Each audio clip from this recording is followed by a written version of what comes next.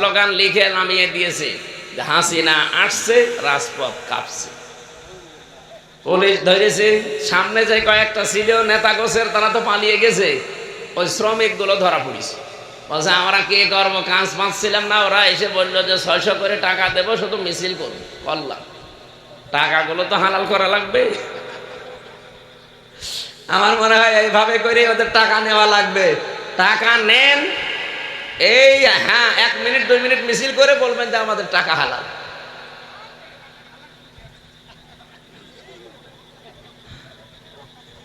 নিষিদ্ধ ঘোষিত কোন দলের সাপোর্টার, তাকে আমি ভালোবাসি, আমি তার নাম করি এরকম তো করি নাই। আমি সাপোর্ট করতাম বাংলাদেশ জামাত ইসলামীকে, তাদের কাজকর্ম দেখি। আর আপনি আমারে ট্যাগ দিলেন যে আমি আনসারুল্লাহ বাংলা টিমের প্রধান। শয়তানও বিশ্বাস করে না।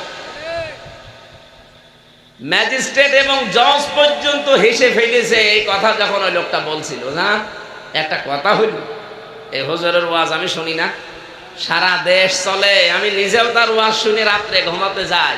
আর আপনি কি বলেন? না স্যার। আর তখন তো ওদের ভরা যৌবন।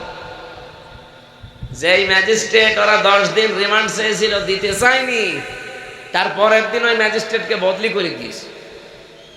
আইন আদালত বিচার কিছু ছিল নাকি? কি মনে হচ্ছে আপনার? কিচ্ছু ছিল না, সব ওদের বানানো পুতুল। পুতুলের মতো কাজ করতে পারলে তারে চেয়ারে বসিয়ে রাখতো, আর যদি বলতো না আমি অন্যায় কাজে নেই, ওরে বদলি না, ওর জীবনই শেষ করে দিত। ওই জামানায় একজন বিচারপতি বলেছিল না যে দেশটা আপনারা জাহান্নাম বানিয়ে ফেলেছেন। এমনি এমনি বলেছে একজন বিচারপতি কথা। মানে বিবেকের বিরুদ্ধে কাজ করা লাগতো প্রত্যেকটা। এটিএম আজহারুল ইসলামকে আজকে খালাস দিয়েছে এমনি না। আপনি দেখেছেন তার যতগুলো মামলার সাক্ষী, কেউ 6 কিলোমিটার দূর থেকে নাকি দেখেছে, কেউ 3 কিলোমিটার। আপনি বলতে পারেন যে 6 কিলোমিটার দূরে কি হচ্ছে এখান থেকে দেখা যায়? চোখে কি মানে সেই ইসরাফিলের মতো কিছু লাগানো ছিল? কি বানোয়াট জিনিস দিয়ে তারা এই মানুষগুলোকে দুনিয়া থেকে বিদায় করে দিল। আল্লাহ এমনি ছাড়বে?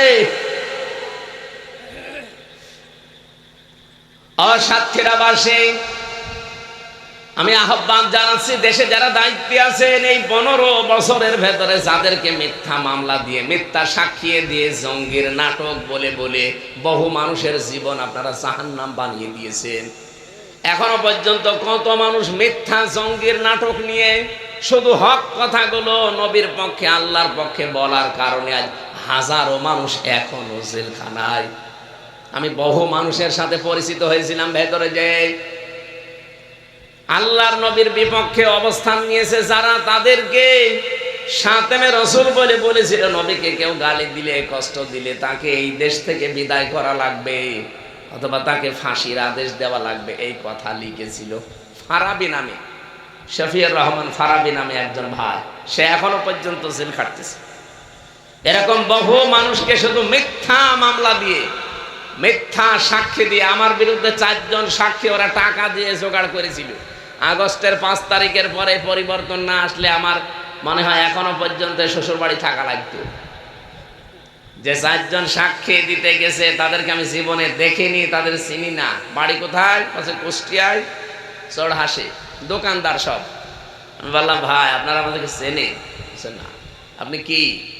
একজন বলল আমার নাম কুমার নাদা কি যেন, তার মানে হিন্দু মানুষ। ওই মিষ্টির দোকানে মিষ্টির দোকান দিয়েছে, ওরে বলেছে তোরে এত টাকা দেবো, শুধু যে আমির হামজার বিরুদ্ধে এই কথাগুলো বলবি। ও ঠিক, যে ও কিছুই তো জানে না, আমার বাবার নাম জানে, ওর মুখস্থ করতে দিয়েছিল, ছাতা গেছে ভুলি। যাবার পরে বলছে আপনি কার বিরুদ্ধে? বলছে আমির হামজা। আমির হামজার বাবার নাম কি? আমার তো মনে নেই। মনে নেই মানে কিসের সাক্ষী আপনি? ওই সময় তো কিছু বলতে পারলাম না, কারণ আমার পেছনে হাত বাঁধা, এতিমের মতো দাঁড়িয়ে আছে। আমার পক্ষে তো কেউ নেই, শুধু একটা উকিল ছাড়া, আর সব তো ওদের। মামলার আয়ু থেকে শুরু করে একেবারে ওই জজ পর্যন্ত সব ওদের।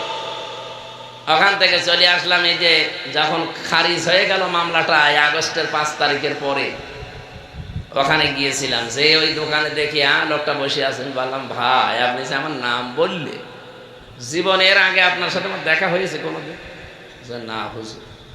না হুজুর, আপনি কিভাবে কি করলেন? তা আমার রাতের বেলায় এসে টাকা দিয়েছে, কয় টাকা হয় ব্যবসা করে, এই যে টাকা দিলাম, তো হুজুরের নাম যে বলবি। আমি কি করব, আমি তো আপনার ধর্মের মানুষ না, আমি একটা হিন্দু মানুষ, আমি তার হালাল হারাম ওসব বুঝি না। টাকা দিয়েছে বাবা শাহজালাল, সব হালাল। এই ছিল দেশের বিচার। আর এখনো পর্যন্ত অনেকে সাফাই গায় যে ন্যায় বিচার চলছিল দেশে। আপনার সাথে তো কিছু হয়নি, আপনি টের পাননি। আপনার বাবারে যদি ব্যারিস্টার আরমানের মতো 8 বছর গুম করে রাখতো আয়না ঘরে, আপনি টের পেতেন যে কি হয়েছে। কে কথা বলেন না কেন? আমার ভাইরা, আমি যে আয়াত থেকে কথা বলার জন্য বসেছি, খুব ভালো করে শুনবেন, যেহেতু গুরুত্বপূর্ণ একটা বিধান। হাসিদেরকে আমরা আহ্বান জানাতে চাই, যে কথাগুলো আপনারা আল্লাহর ঘরে এখন বলতেছেন, ওই কথাগুলো যেন বাংলাদেশে এসে ঠিক রাখতে পারেন। আর কারো লাগবে না, এদেশে আমরাই যথেষ্ট। সূরা হজের মাত্র একটা আয়াত থেকে আমরা এখন তাফসীর করার জন্য বসছি। আল্লাহ ঈমানদারকে ডাক দিয়েছেন। এখানে যারা ঈমানদার নেই, যারা বেঈমান আছেন, চলে যান। আপনার জন্য আজকের আয়াত না, আপনার জন্য আলাদা আয়াত আছে। যান ভাই, যান, তাড়াতাড়ি চলে যান। যারা বেঈমান আছে চলে যান। দুই একটা চলে যাচ্ছে, এই তাড়াতাড়ি যান। না, সব পায়খানার জন্য ঠিক আছে, কিন্তু ভালো লাগছে না এই কথা বলে যদি কেউ চলে যায়, তার ইমানের সমস্যা আছে। আমি একটা কথা এখনো পর্যন্ত বানিয়ে বলি নাই, কারণ অবিচার এগুলো চলছিল, হালকা টাচ দিয়েছি। এই কথা বললেন না কেন? আরে সাতক্ষীরার মানুষ তো আরো বেশি সাক্ষী। এদের বহু মানুষের বাড়ি ঘর বুলডোজার দিয়ে জালেমরা ভেঙে দিয়েছে। বাংলাদেশে এটা ফিলিস্তিন বানিয়ে ফেলেছিল, তারপরেও যে আপনারা টিকে আছেন, আলহামদুলিল্লাহ। সূরা হজের ৭৭ নম্বর আয়াত থেকে বলছি, আল্লাহ শুধু ঈমানদারকে ডাক দিয়েছেন। এই জন্য আমাদের এই কথাগুলো শোনা দরকার, যারা ঈমানদার বলি আমরা দাবি করি। ইয়া আইয়ুহাল্লাযীনা আমানু রুকউ ওয়াসজুদু ওয়া'বুদু রাব্বাকুম ওয়াফআলুল খায়রা লাআল্লাকুম তুফলিহুন। রব্বুল আলামিন বলেন, হে ঈমানদারেরা, তোমরা রুকু করো, সেজদা করো, তোমাদের রবের ইবাদত করো, আর ভালো ভালো কাজে আঞ্জাম দাও। আশা করা যায় তোমরা সফল হবে। এবার আসেন তো আয়াতের ভেতরে আমরা কয়েকটা কথা পেলাম। 1 নম্বরে ঈমানদারের কাজ এই দুনিয়ায় হবে, তারা যেন রুকু করে। কাকে? আরো জোরে বলেন। এদেশে বহু রুকু আছে। কেউ গাছ দেখলেও রুকু করে, আগুন দেখলে রুকু করে। হিন্দুরা তো দুর্গায় যে রুকু করে, আর মুসলমানরা দরগায় যে রুকু করে। এজন্য দুর্গা, দরগা, গাছ, আগুন, পানি সব বাদ। রুকু যদি মুসলমান করতে চায়, কার জন্যে? আরো জোরে বলেন। এই যে রুকুর শব্দটা, রাকা ফাইন রাকুন, এই শব্দের শাব্দিক অর্থ হচ্ছে মাথা ঝোঁকানো। রুকু মানে শুধুমাত্র নামাজের এই রুকুই না, আল্লাহ পাক রুকু বলতে এখানে বুঝিয়েছেন আল্লাহর যত বিধান আছে, এই বিধানগুলোর সামনে মানুষ যখন মাথা নত করে দেবে, আমি আল্লাহ ঈমানদারদের কাছ থেকে এইটাই চাই। এই জন্য মানুষ যখন তাওবা করতে চায়, তাদেরকে আল্লাহ জানিয়েছেন, ওয়া আনিবু ইলা রাব্বিকুম ওয়া আসলিমু লাহু মিন ক্বাবলি আইয়াতিয়াকুমুল আযাবু সুম্মা লা তুনসারুন। বলেন আল্লাহু আকবার। সূরা জুমারের ভেতরে আছে 53 নম্বর আয়াত। রব্বুল আলামিন বলেন, কেউ যদি তাওবা করতে চায়, 1 নম্বরে তাকে ফিরে আসা লাগবে তার রবের দিকে। ওয়াসলিমু লাহু, আত্মসমর্পণ করা লাগবে। এই 2টা শর্ত যখন মানবে মানুষ, কখন মানবে এই 2টা? মিন ক্বাবলি আয়াতিয়াকুমুল আযাব, ওই আযাব আসার পূর্বে। সুম্মা লা তুনসারুন, যখন আর তাদেরকে সাহায্য করা হবে না। সাতক্ষীরাবাসী বলেন তো আমাদের সাহায্য করা হবে না কোন দিন? মরণের সময়। মরণের সময় একমাত্র মানুষকে আর সাহায্য করা হবে না।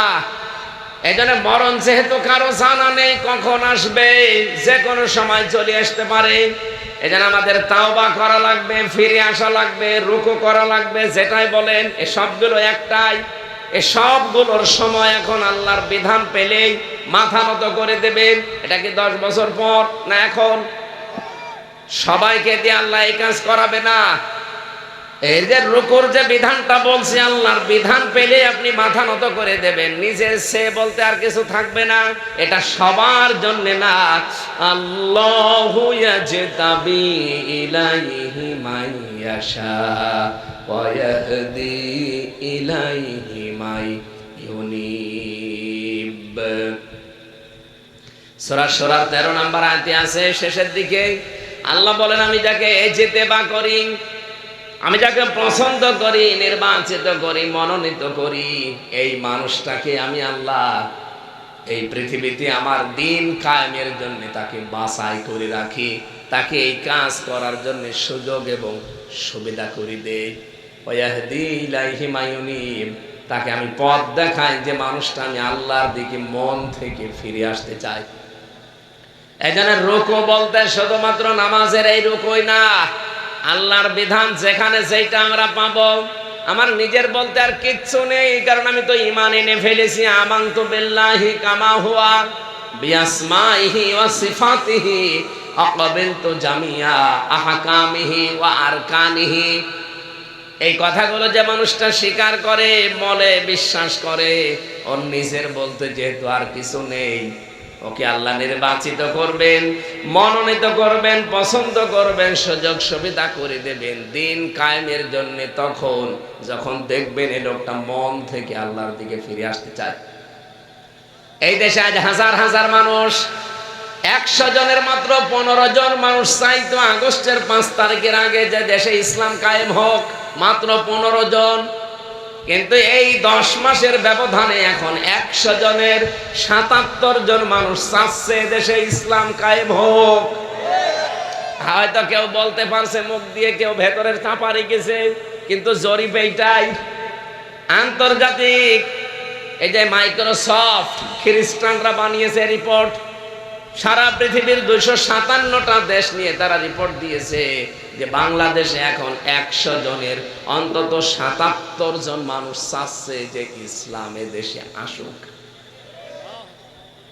কোথায় 15 জন ছিল, সেখানে 77 জন চলে এসেছে। এই জন্য অনেক মানুষের দেখেন মাথা খারাপ হয়ে গেছে। এই কথা বলছেন, অনেকের মাথা আজ খারাপ এমনি না, কারণ এগুলো যদি আমরা মুসলমানেরা বানাতাম তারা বিশ্বাস করতো না, বানিয়েছে খ্রিস্টানরা। এই জন্য ওরা চিন্তা করছে না, এই জন্যই ধর্ণা দিচ্ছে অনেকে দাদা বাবুদের কাছে। কোন দাদা বাবু, কোন সাদা চামড়া, লাল চামড়া, কালো চামড়া আমাদের বাঁচাতে পারবে না।